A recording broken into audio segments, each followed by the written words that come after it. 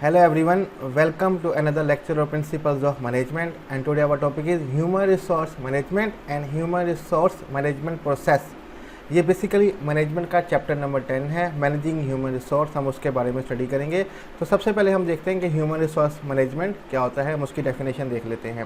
What is human resource management? Human resource management is a management function that deal with recruitment, selection, orientation, training and performance compensation of organization member. Human resource management, human कहते हैं इंसान को, resource कहते हैं वसाइल को, management कहते हैं निज़ाम चलाना। तो इंसानी वसाइल के निज़ाम जो है basically is a management function, ये एक मैनेजमेंट का फंक्शन है, ठीक है। डेट डील विद रिक्रूटमेंट, जिसका ताल्लुक है या जिससे वो डील करता है रिक्रूटमेंट से, कि लोगों को जॉब पर अप्लाई करने के लिए अट्रैक्ट करे। सेकंड है सिलेक्शन, लोगों को भर्ती करे जॉब के लिए। ओरिएंटेशन, ऑर्गेनाइजेशन से तारुफ करवाए उनका। ट्रेनिंग, जो नीडफुल स्किल उनको चाहिए उनकी ट्रेनिंग दी जाए। एंड परफॉर्मेंस कंपनसेशन, और उनकी कारकर्दगी पर उनको मुआवजा दिया जाए। जो भी ऑर्गेनाइजेशन के मेंबर काम कर रहे हैं, इस तमाम चीज़ों को हम ह्यूमन रिसोर्स मैनेजमेंट कहते हैं। Human resource management basically management का फंक्शन है। आपको पता है कि मैनेजमेंट के 4 फंक्शन होते हैं: प्लानिंग, ऑर्गेनाइजिंग, लीडिंग, कंट्रोलिंग। तो ये ऑर्गेनाइजिंग का फंक्शन है, जिसमें हम तरतीब देते हैं, जिसमें हम ऑर्गेनाइज करते हैं ह्यूमन के वसाइल को, ठीक है। और अब ह्यूमन रिसोर्स मैनेजमेंट क्या है? बेसिकली उसके अपने फंक्शंस हैं, जैसे कि रिक्रूटमेंट का फंक्शन है कि सबसे पहले लोगों को जॉब के लिए अट्रैक्ट करना। सेकंड सिलेक्शन, लोग जब अप्लाई करेंगे उनमें से सिलेक्ट करना। ओरिएंटेशन, जैसे सिलेक्शन हो जाएगी फिर उनकी ओरिएंटेशन करवाना, मीन्स ऑर्गेनाइजेशन से तारुफ करवाना और अपने काम से तारुफ करवाना। फिर उनकी ट्रेनिंग करवाना, और फिर जो उनकी कारकर्दगी पे होगी उस पर उनको मुआवजा देना। ये HRM का काम होता है। Human resource management include job analysis, planning personal need, recruiting the right people for the job, orienting, training, managing wages, salaries, provide benefit and incentive. Human resource management जो है ये बेसिकली, इसका आप आगे जाके अलग सब्जेक्ट भी स्टडी करेंगे। ये इसमें इंक्लूड होता है जॉब एनालिसिस, कि जॉब का तज्जिया किया जाए। अब जॉब का तज्जिया करना इसलिए ज़रूरी है कि हमें पता चले कि जॉब में क्या क्या एक्टिविटीज़ परफॉर्म करनी पड़ेंगी। तो इसके लिए हमें कौन कौन से लोग हायर करने पड़ेंगे, किस स्पेशलिटी के लोग हमें चाहिए। तो जॉब एनालिसिस बड़ा ज़रूरी है। प्लानिंग पर्सनल नीड, जो भी किसी की ज़ाती ज़रूरियात हैं काम को करने के लिए, वो उनकी नीड पूरी की जाए, ये भी HRM में इंक्लूड हो जाता है। Recruiting the right people for the job, recruit करना, रिक्रूट के 2 मतलब हैं। एक है लोगों को अट्रैक्ट करना जॉब के लिए, दूसरा अगर उर्दू में आप चेक करेंगे तो भर्ती करना भी आ जाता है। मीन्स कि सही लोगों को जॉब के लिए रिक्रूट करना, अट्रैक्ट करना और आगे उनको भर्ती करना, सही लोगों को। ये ना हो कि आप इस तरह से एडवर्टाइजमेंट दे के हर कोई अप्लाई करता फिर। जैसे कि जॉब्स आती हैं अकाउंटेंट की जॉब के लिए, वो अक्सर कहते हैं कि MCOM या MBA बैंकिंग फाइनेंस वाले लोग चाहिए हमें। अब उसमें मार्केटिंग और HRM वाले अप्लाई नहीं कर सकते, ठीक है। तो इसी तरह से हमें रिक्रूटिंग करनी है कि सही लोग जो हैं वो जॉब के लिए हैं। ओरिएंटिंग, उनका तारुफ करवाना, ट्रेनिंग, उनकी तरबियत करना। Managing wages, salaries, provide benefits and incentive, जो भी दिहाड़ी हैं लोगों की, मज़दूरों की, उनको वेजेस कहा जाता है, उसको मैनेज करना। जो टेबल वर्क करते हैं, ठीक है, उनकी सैलरी तनख्वाह को मैनेज करना। और जो भी बेनिफिट्स या इंसेंटिव जो हैं, एक्स्ट्रा बेनिफिट जो उनको देने हैं, वो सारे प्रोवाइड करना, ये ह्यूमन रिसोर्स मैनेजमेंट का काम होता है। तो यहाँ पे हमारा ह्यूमन रिसोर्स मैनेजमेंट क्या है, उसकी डेफिनेशन और थोड़ा सा जो तारुफ है वो कंप्लीट होता है। नेक्स्ट हमारे पास है ह्यूमन रिसोर्स प्रोसेस। ये जो ह्यूमन रिसोर्स का प्रोसेस है, अमल है, इसकी तरतीब किस तरह से, वो हमने एक डायग्राम में समझाने की कोशिश की है। जिसमें सबसे पहले आप डायग्राम में देख सकते हैं कि फर्स्ट स्टेप जो है वो है ह्यूमन रिसोर्स प्लानिंग, कि हमें ह्यूमन इंसानों के वसाइल को जमा करने की प्लानिंग करनी है। इसमें हमें जॉब एनालिसिस करना होता है, मीन्स के जॉब का तज्जिया करना होता है। उसकी बुनियाद पे हमें पता चलता है कि इस जॉब की क्या क्या ड्यूटीज़ हैं और इसके लिए किन किन लोगों को हमने भर्ती करना है, और हर जॉब के लिए कितना हमने मुआवजा रखना है। पहले ये प्लानिंग कर लेते हैं। जब ये प्लानिंग हो जाती है, हमें जॉब की ड्यूटीज़ वगैरह पता चल जाती है, किन लोगों को हमने हायर करना है। फिर हम रिक्रूटमेंट का प्रोसेस स्टार्ट करते हैं कि लोगों को जॉब के लिए अप्लाई करने के लिए अट्रैक्ट करें, ठीक है। यहाँ पे आप देख सकते हैं एक डिक्रूटमेंट का भी यहाँ पे लिखा हुआ है। डिक्रूटमेंट होता है लोगों को जॉब से निकाल देना। अगर हमने जॉब का तज्जिया किया, कोई गलत शख्स को हमने पहले से हायर किया हुआ था जो कि हमारे काम के लिए ठीक नहीं था, तो हम उनको निकाल भी सकते हैं, रिक्रूटमेंट भी कर सकते हैं। रिक्रूटमेंट जब हम लोगों को अट्रैक्ट करते हैं कि जॉब के लिए अप्लाई करें। नेक्स्ट हमारे पास है सिलेक्शन, ठीक है, उनको भर्ती करना, उनको जॉब के लिए सिलेक्ट करना। इनकी पूरी डिटेल हम अलग जाके स्टडी भी करेंगे। सिलेक्शन करने के बाद हम आइडेंटिफाई करते हैं और सिलेक्ट करते हैं कॉम्पिटेंट एम्प्लॉयज़ को। जो एम्प्लॉयज़ हमारे बहुत ही कॉम्पिटेंट होते हैं उनको हम सेलेक्ट कर लेते हैं। नेक्स्ट स्टेप देखें आप कहाँ पे जा रहे हैं, ओरिएंटेशन की तरफ। हम उनका तारुफ करवाते हैं ऑर्गेनाइजेशन से, ठीक है, उनकी जॉब से कि क्या, और उनका भी ऑर्गेनाइजेशन से तारुफ करवाते हैं ताकि सोशलाइजेशन हो जाए, आराम से बातचीत हो सके एम्प्लॉयज़ के बीच में, ठीक है। आफ्टर दैट ट्रेनिंग करते हैं हम उनकी। Provide employees with up to date skills and knowledge. हम एम्प्लॉय को अप टू डेट जो भी महारतें और तालीम या नॉलेज चाहिए वो फराहम करते हैं, ठीक है। जैसे कि आपको पता है कि हर स्टूडेंट जो होता है वो थ्योरेटिकल वर्क सीख के आता है अपनी यूनिवर्सिटी से या कॉलेज से, तो जब प्रैक्टिकल वर्क स्टार्ट होता है तो थोड़ी बहुत ट्रेनिंग बहुत ज़रूरी हो जाती है। नेक्स्ट हमारे पास है performance management and compensation and benefit. उनकी परफॉर्मेंस को जो कारकर्दगी है, जो भी एम्प्लॉय हमारे पास आए हैं उनको मैनेज करना, फिर उनके लिए कंपनसेशन मुआवजे का प्लान बनाना और जो बेनिफिट्स उनको देने हैं वो देना।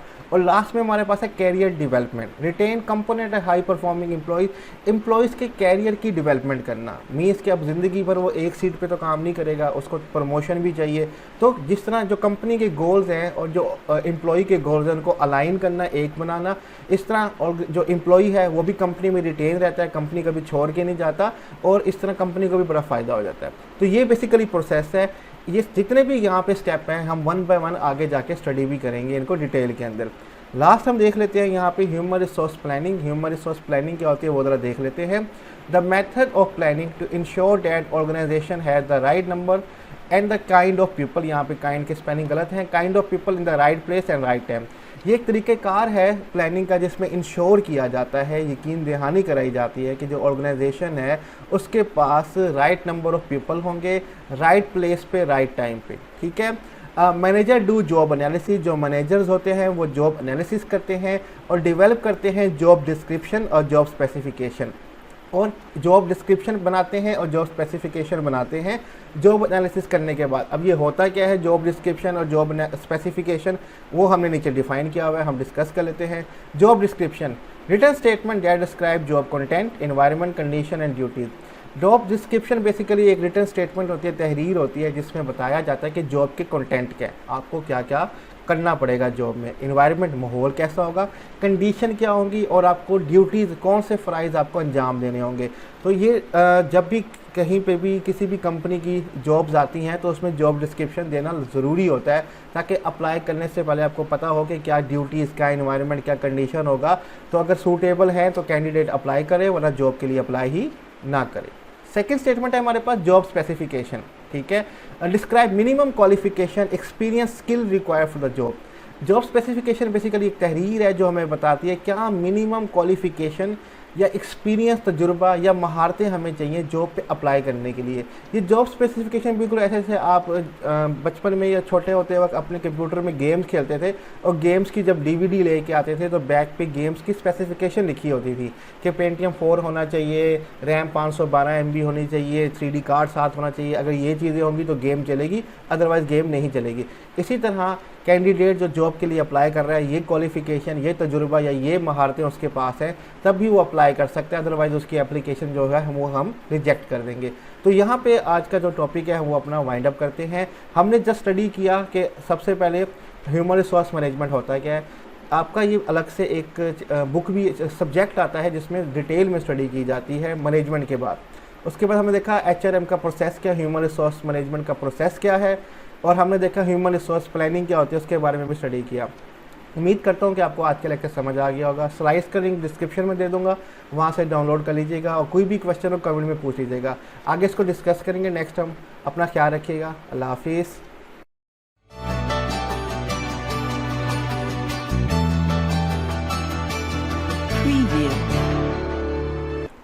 Hello everyone, welcome to another lecture of Principles of Management, and today our topic is Employee Recruitment, Selection and Orientation. Recruitment, selection और ओरिएंटेशन क्या होता है हम उसके बारे में स्टडी करेंगे। ये HR planning, human resource planning का हिस्सा है कि जब हम लोगों को जॉब के लिए लेके आते हैं तो क्या क्या करना होता है उस प्रोसेस में। रिक्रूटमेंट, सिलेक्शन और ओरिएंटेशन के बारे में हम अब स्टडी करेंगे। तो सबसे पहले हम देख लेते हैं कि रिक्रूटमेंट क्या होता है। ठीक है, recruitment a process of locating, identifying and attracting capable applicant for job. ये एक अमल का नाम है जिसमें हम लोकेट करते हैं, मीन के डिस्कवर करते हैं, आइडेंटिफाइंग करते हैं, टारगेट करते हैं और अट्रैक्ट करते हैं काबिल एप्लीकेंट्स को या कैंडिडेट्स को जॉब के लिए। ठीक है, ये एक अमल का नाम है जिसमें हम डिस्कवर करते हैं, आइडेंटिफाई टारगेट करते हैं और फिर अट्रैक्ट करते हैं जो काबिल कैंडिडेट या एप्लीकेंट है जो जॉब करना चाहते हैं वो जॉब के लिए अप्लाई करें। For example to find qualified computer science and engineering candidate, मिसाल के तौर पर अगर हमें क्वालिफाइड काबिल कंप्यूटर साइंस या इंजीनियरिंग कैंडिडेट चाहिए तो Google hold games a day devoted to student team competition और कंपनी कैंपस। तो गूगल जो है वो होल्ड करता है गूगल गेम, अपने कंपनी के अंदर एक दिन बनाता है गूगल गेम का स्टूडेंट्स के लिए जो आके compete करते हैं कंपनी के कैंपस के अंदर। Online recruitment is popular in present day, आजकल ऑनलाइन रिक्रूटमेंट बड़ी पॉपुलर है प्रेजेंट डे के अंदर। जो मेन तरीका हमेशा यूज़ किया जाता है like country like Pakistan, India, अखबार में इश्तिहार आ जाता है, ठीक है, जॉब का, और लोग उस जॉब को देख के अप्लाई करते हैं, अट्रैक्ट होते हैं जॉब की तरफ और अप्लाई कर देते हैं। तो जॉब के लिए लोगों को अट्रैक्ट करना through newspaper, online search, Google की तरह, तो ये जो प्रोसेस होता है इसको हम रिक्रूटमेंट कहते हैं। बेसिकली अगर मैं इसकी एक और डेफिनेशन बताऊँ, attracting the pool of candidate to apply for job is known as recruitment, कि आप पूल ऑफ क्वालिफाइड कैंडिडेट को अट्रैक्ट कर रहे हैं कि वो जॉब के लिए अप्लाई करें। तो उसके बहुत सारे तरीके हैं, ठीक है, जो हमने देखे। इसकी जो डिटेल है वो HRM के अंदर है, उसमें रिक्रूटमेंट के मेथड हैं, within the organization recruitment होती है, प्रमोशन, ट्रांसफ़र, एम्प्लॉय रेफरेंस या आउटसाइड जैसे कि एडवर्टीज़मेंट हो गई, ठीक है, ऑनलाइन सर्च हो गई, वॉकिंग इंटरव्यू हो गया वगैरह वगैरह। तो रिक्रूटमेंट को हम अभी यहीं छोड़ते हैं, जब HRM का सब्जेक्ट आएगा आगे फिर स्टडी करेंगे। रिक्रूटमेंट के साथ साथ कभी कभी कंपनी को रिक्रूटमेंट भी करनी पड़ती है कि हाँ, रिक्रूटमेंट भर्ती करना, रिक्रूटमेंट लोगों को जॉब से निकालना, ठीक है। Reducing an organization workforce, it include firing, permanent termination, lay offs, temporary termination, transfer, early retirement and job sharing. Some time company के हालात इतने अच्छे नहीं चल रहे होते तो कंपनी को कुछ लोगों को जॉब से निकालना होता है और इस प्रोसेस को हम रिक्रूटमेंट कहते हैं। कि रिड्यूसिंग ऑर्गेनाइजेशन वर्कफोर्स, ऑर्गेनाइजेशन की जो वर्कफोर्स है, मीन के जो उसके लोग हैं वहाँ पे काम करते हैं उनको कम करना। अब क्या क्या तरीके हैं, इट्स इंक्लूड फायरिंग, कि परमानेंट आप अपने एम्प्लॉय को निकाल दें, आपको अगर मसला हो रहा है उनको रखने में, उनकी सैलरी वगैरह पे नहीं कर पा रहे, कंपनी अच्छी नहीं चल रही। ले ऑफ, टेम्परेरी टर्मिनेशन, कुछ अर्से के लिए छुट्टी दे दें उनको कि जब हालात ठीक होंगे हम वापस अपनी जॉब पे आपको रख लेंगे, या ट्रांसफ़र कर दें किसी और डिपार्टमेंट में, या अगर वो उनकी एज ज़्यादा हो गई है तो अर्ली रिटायरमेंट दे दें, या जॉब शेयरिंग, या उनको 2 काम उनके ज़िम्मे लगा दें कि वो ये करें तो हम उनको पेमेंट करेंगे अदरवाइज़ नहीं करेंगे। तो एक रिक्रूटमेंट भी एक मेथड है जो कंपनियां इस्तेमाल करती हैं अपनी ऑर्गेनाइजेशन के अंदर, ठीक है। रिक्रूटमेंट को अगर आप गूगल में सर्च करेंगे इसका मतलब होता है भर्ती करना, ठीक है। वैसे जो अगर इंग्लिश में इसका मीनिंग है कि हम अट्रैक्ट करते हैं लोगों को जॉब के लिए ताकि वो अप्लाई करें। नेक्स्ट हमारे पास जो है वो है सिलेक्शन, ठीक है, इंतखाब करना कैपेबल एम्प्लॉय का जॉब के लिए, कि यही लोग वो हैं जो सक्सेसफुल होंगे हमारी कंपनी के अंदर। सिलेक्शन को हम देखते हैं, screening job applicant to ensure that the most appropriate candidate are hired. Screening job applicant, screening का मतलब होता है छानना। जॉब एप्लीकेंट यानी कि जिन लोगों ने दरख्वास्त दी है जॉब के लिए उनको छाना जाए और इंश्योर किया जाए कि मोस्ट अप्रोप्रिएट या बहुत ही काबिल जो कैंडिडेट हैं वही हायर किए जाए, उन्हीं का इंतखाब किया जाए। Selection involve predicting which applicant will be successful if hired. Selection जो है ये एक प्रोसेस होता है जिसमें हम प्रिडिक्ट करते हैं, हम फोरकास्टिंग करते हैं कि ये जो एप्लीकेंट है ये सक्सेसफुल होगा अगर इसको हम हायर करें। Best non selection tool include application form, written and performance test, interview, background investigation and in some cases physical exam. जो बहुत ही इंपॉर्टेंट और बेस्ट नॉन सिलेक्शन के हथियार हैं, टूल हैं, एप्लीकेशन फॉर्म लिखवाई जा सकती है, ठीक है, रिटन या परफॉर्मेंस टेस्ट लिया जा सकता है कि जनरल नॉलेज के लिए रिटन टेस्ट या परफॉर्मेंस टेस्ट डेमो वगैरह जैसे टीचर का लिया जाता है वो लिया जा सकता है, या वर्क सैम्पलिंग करवाई जा सकती है, काम का छोटा सा हिस्सा करके दिखाएं ताकि हमें पता चल जाए कि आपको काम आता है या नहीं आता। इंटरव्यू किया जा सकता है जो कि आम रूटीन में चलते हैं, कम्प्रीहेंसिव तवील आधे घंटे के इंटरव्यू होते हैं।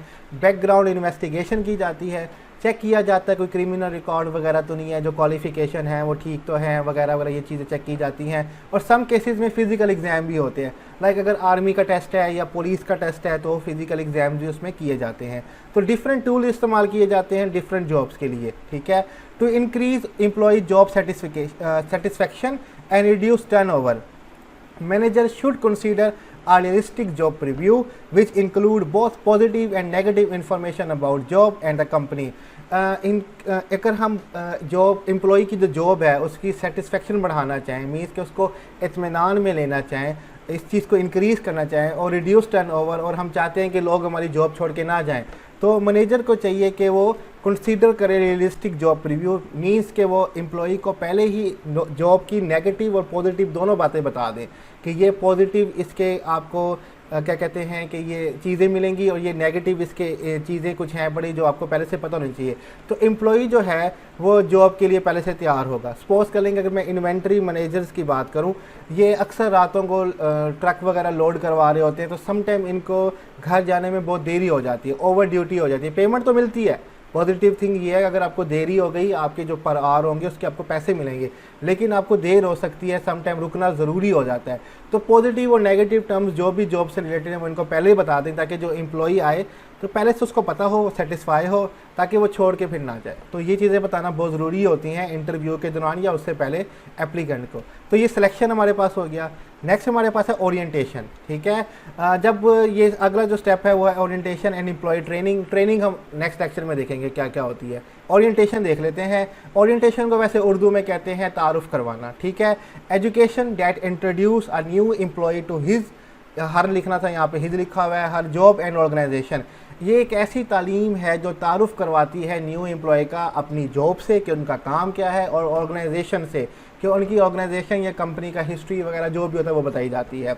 Introduction of organization and job orientation, organization का तारुफ करवाया जाता है, उसकी हिस्ट्री, पॉलिसीज़, रूल्स वगैरह, और जॉब के बारे में तारुफ करवाया जाता है। अब हमारे पास दो तरह के ओरिएंटेशन है, एक है organization orientation, inform new employ about company goals, history and philosophy, कि कंपनी की हिस्ट्री क्या है, तारीख क्या है, उसकी फ़िलोसफी, उसके तसव्वुरात क्या हैं, और कंपनी के गोल, मकासद क्या है, इसके बारे में बताया जाता है। नेक्स्ट है work unit orientation, inform new employ with goals of work unit, introduction with co-worker, जिस डिपार्टमेंट में या जिस यूनिट में उसने काम करना है उसके बारे में तारुफ करवाया जाता है, को वर्कर से इंट्रोड्यूस करवाया जाता है ताकि सोशलाइजेशन हो सके, बातचीत हो सके और आसानी से न्यू एम्प्लॉय जो है वो एडजस्टमेंट कर लें।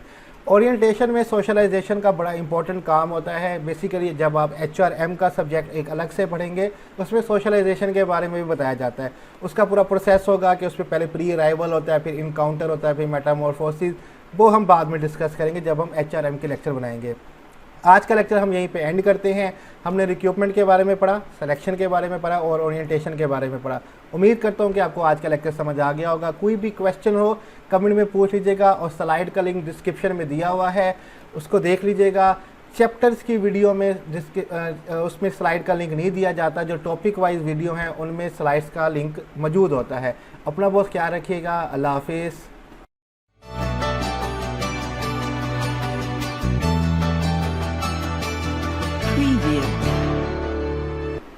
Hello everyone, welcome to another lecture of Principles of Management, and today our topic is Employee Training and Training Method।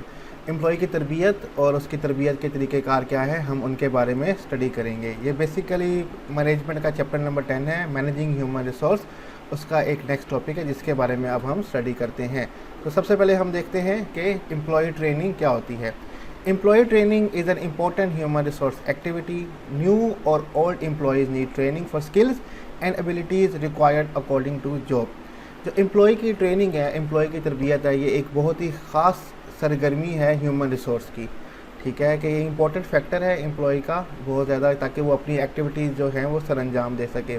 New और ओल्ड एम्प्लॉयज़ नीड ट्रेनिंग, चाहे वो एम्प्लॉय नया हो चाहे वो पुराना हो, उसको ट्रेनिंग की ज़रूरत पड़ती है अपनी स्किल्स के लिए, महारतों के लिए और अपनी एबिलिटीज़, काबिलियत के लिए, जो कि जॉब के लिए चाहिए उनको। ठीक है, न्यू एम्प्लॉय जब भी किसी कंपनी में आता है तो प्रैक्टिकल वर्क का ज़्यादा तजुर्बा या एक्सपीरियंस नहीं होता, तो डैट इज़ वाई ट्रेनिंग जो है वो कंपलसरी हो जाती है उसके लिए।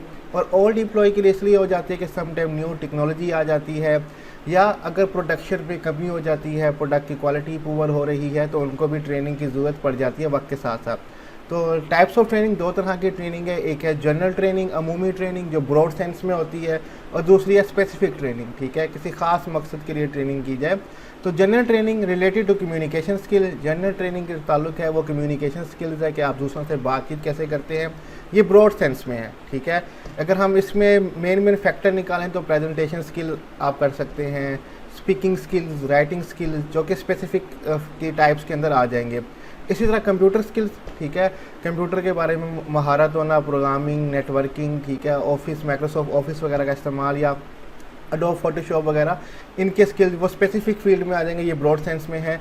कस्टमर सर्विस मैनेजमेंट, ठीक है, अपने कस्टमर के साथ उनको सर्विस देना, उनको मैनेज करना, ये इसमें आ जाता है। डेवलपमेंट एंड सेल्स स्किल, तरक्की करना, बेहतरी लेके आना, और सेल्स स्किल जो है, जैसे कि सेल्स के लोग मार्केटिंग में काम कर रहे होते हैं, उनके स्किल जो आ जाते हैं, ये जनरल ट्रेनिंग आ जाते हैं। अब स्पेसिफिक में क्या है, training related to basic life skill, ऐसी तरबियत जो कि आपकी बेसिक बुनियादी ज़िंदगी के महारतों के लिए या काबिलियत के लिए ज़रूरी होते हैं, लाइक क्रिएटिविटी, ठीक है, तख्लीकी स्किल्स होना, कस्टमर एजुकेशन, कस्टमर के बारे में मालूमात होना, राइटिंग स्किल, लीडरशिप, दूसरों को लीड करने की, प्रोडक्ट नॉलेज, प्रोडक्ट के बारे में हर चीज़ जो आपके प्रोडक्ट उनके बारे में नॉलेज होना, प्रेजेंटेशन स्किल्स, एथिक्स, इखलाक, ठीक है, teams building and other, team को बनाने की आपको ट्रेनिंग दी जाएगी और अदर ट्रेनिंग जो होती हैं वो दी जाती हैं। तो ये बेसिकली टाइप्स हैं, एक जनरल ट्रेनिंग है और एक स्पेसिफिक ट्रेनिंग है। नेक्स्ट हमारा मेन टॉपिक आता है मेथड्स ऑफ एम्प्लॉय ट्रेनिंग के तरीक़ेकार क्या हैं एम्प्लॉय की ट्रेनिंग के। एक है हमारे पास ट्रेडिशनल, ठीक है, ट्रेडिशनल देख लेते हैं कौन से हैं। सबसे पहले है ऑन दी जॉब ट्रेनिंग, ठीक है, जॉब करते वक्त ट्रेनिंग करना। Employ learn how to do task simply by performing them, employ सीखता है कि उसको अपना काम कैसे करना है उनको परफॉर्म करने के दौरान ही, ठीक है, कि वो परफॉर्म भी कर रहा है साथ साथ में सीख भी रहा है। अब ये किस तरह से हो सकता है, नंबर 1 हमारे पास है जॉब रोटेशन, ठीक है, एम्प्लॉय को डिफरेंट जॉब की तरफ रोटेट करना।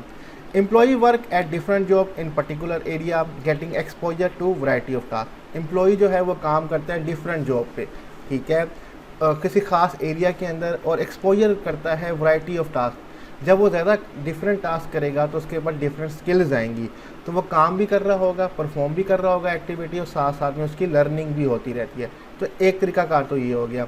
सेकंड है मेंटोरिंग एंड कोचिंग, इसको अप्रेंटिसशिप भी कहते हैं, किसी एक्सपीरियंस पर्सन के अंडर काम करना और सीखना।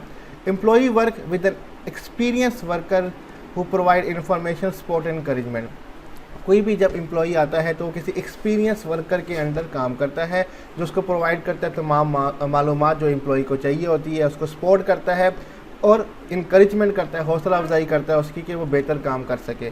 तो इससे भी एम्प्लॉय की ट्रेनिंग हो जाती है जब वो किसी मेंटर और कोच के अंडर काम कर रहा होता है। जब आप किसी वॉचफुल आई के अंडर काम कर रहे होते हैं तो काम ज़्यादा बेहतर तरीके से होता है।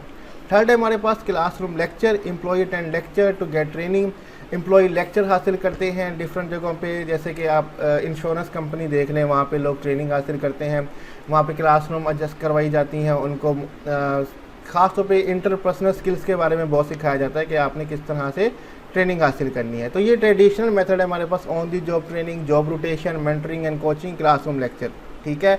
नेक्स्ट हमारे पास है टेक्नोलॉजी बेस्ड ट्रेनिंग, ठीक है, कि टेक्नोलॉजी की बेस पे किस किस तरह से आप ट्रेनिंग कर सकते हैं, कि हम टेक्नोलॉजी का इस्तेमाल करते हुए ट्रेनिंग करें। सबसे पहले हमारे पास है CD-ROM, DVD, video and audio tapes, ठीक है। तो एम्प्लॉय लिसन और watch selected media that convey information और डिमॉन्स्ट्रेट सर्टेन टेक्निक, एम्प्लॉय जो है वो सुनता है और देखता है सेलेक्टेड मीडिया, जो मीडिया वो सेलेक्ट करे, चाहे DVD, CD, video, audio tape, और उनको इन्फॉर्मेशन कन्वे की जाती है और डिफरेंट टेक्निक सिखाई जाती हैं, शो की जाती हैं, ताकि वो ऐसे ट्रेनिंग हासिल कर सके। आजकल आप देखें कि यूट्यूब पे कोई आपके घर में कोई मशीन ख़राब हो जाए या इंटरनेट का कोई इशू आ जाए या कंप्यूटर का कोई इशू आ जाए, तो हम वीडियोस देख के ही सीख देते हैं कि ये मसला कैसे हल किया जा सकता है। तो हम ऑडियो वीडियोस देख के भी ट्रेनिंग हासिल कर सकते हैं। पहले वाले ट्रेडिशनल रवायती तरीके थे और ये टेक्नोलॉजी बेस्ड तरीके हैं। दूसरा है video conferencing, employ participate in video conference to learn new job technique. आजकल वीडियो कॉन्फ्रेंसिंग बहुत होती है, एम्प्लॉय पार्टिसिपेट करता है वीडियो कॉन्फ्रेंस में, जहाँ पे जॉब की टेक्निक सिखाई जाती हैं। एक वीडियो देख रहे होते हैं जहाँ पे एक एक्सपर्ट होता है जो टेक्निक सिखा रहा होता है वीडियो कॉन्फ्रेंस के थ्रू, और न्यू चीज़ें सीख रहे होते हैं। लास्ट हमारे पास है e learning, electronic learning, employ learn about job on internet, jobs के बारे में सीखता है इंटरनेट के ऊपर। इंटरनेट के ऊपर आजकल हर तरह की मालूमात है, आपको जो स्किल चाहिए वो वहाँ पे मौजूद है, आप हासिल कर सकते हैं, ठीक है। तो इंटरनेट पे वीडियो सर्च करके भी ट्रेनिंग हासिल की जाती है। बेसिकली ये जो जॉब्स हैं ये टेक्नोलॉजी बेस्ड ट्रेनिंग है, जो पिछले वाले थे वो थे ट्रेडिशनल ट्रेनिंग पे। जब हम ह्यूमन रिसोर्स मैनेजमेंट में स्टडी करेंगे उसमें हम ज़रा डिफरेंट लेवल से स्टडी करते हैं, जब आपका वो सब्जेक्ट अलग से आएगा, ठीक है। तो यहाँ पे एम्प्लॉय ट्रेनिंग का जो टॉपिक है वो हमारा दी एंड पे आ जाता है। उम्मीद करता हूँ आपको लेक्चर की समझ आ गई होगी। कोई भी क्वेश्चन हो तो आप कमेंट में पूछ सकते हैं। स्लाइड्स का लिंक डिस्क्रिप्शन में दिया होगा, वहाँ से देख सकते हैं। यहीं पे अपना लेक्चर ख़त्म करेंगे। अल्लाह हाफिज़।